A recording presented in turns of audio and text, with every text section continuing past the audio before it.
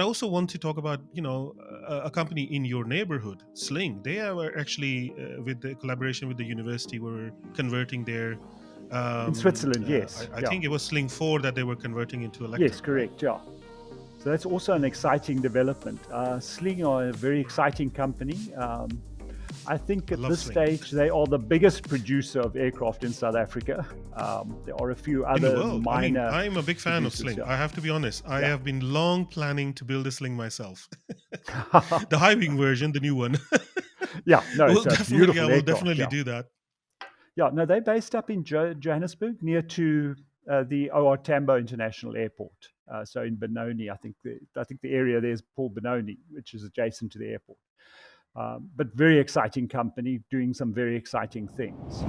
The passion of advanced air mobility, and again, going back to the NASA definition, I think advanced air mobility is not just about eVTOLs. And I know that big topic is about eVTOL nowadays. It's a famous topic. It's everyone is just talking about it. The real challenge here is the holistic view, the 360-degree view of all the facets involved, right? It's air traffic management, it's infrastructure. If you look at UAM, then you have also, integration into the urban environment, city planning, you have vertiport development.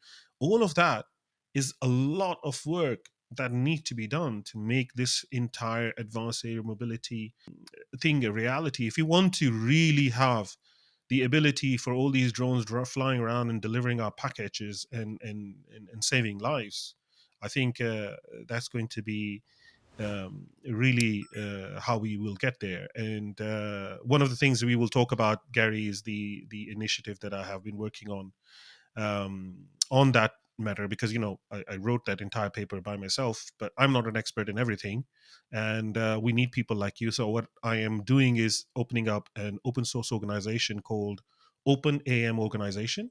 It will be a non-profit as well, but the idea is to promote the scientific nature of what is needed to bring all of this together, bring all the research together, bring all the facets of the technology adoption, standardization, and those things together. Correct. Yeah. It's a scientific and educational perspective of what AM Institute is doing. I mean, they are kind of promoting the real life adoption. We will be working mostly on the research points and topics, and collaborating with the universities and OEMs and so on. Something like that is lacking and is Yeah. really required, because everyone Correct. is Yeah. also going on their own direction. They're doing their own thing, and I think the unification is a key. We have to No, do that. agreed. Yeah. And I think, there's a lot of facets that we need to look at. We've got the drones operating below 400 or 500 feet in the EU, but there's a major issue every time emergency services helicopter needs to descend into that.